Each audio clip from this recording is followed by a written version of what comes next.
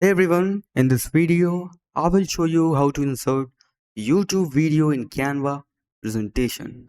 Now, if you find this video helpful, a like and subscribe would mean a lot.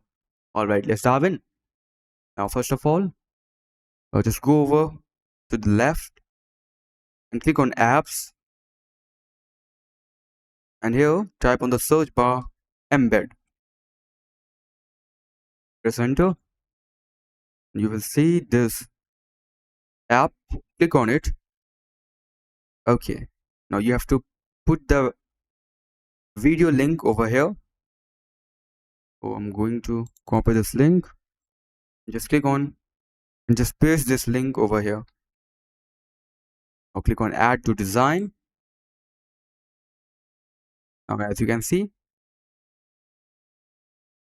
our YouTube video is inserted. So that's how you can insert a YouTube video in Canva presentation. That's it for the video. Thanks for watching.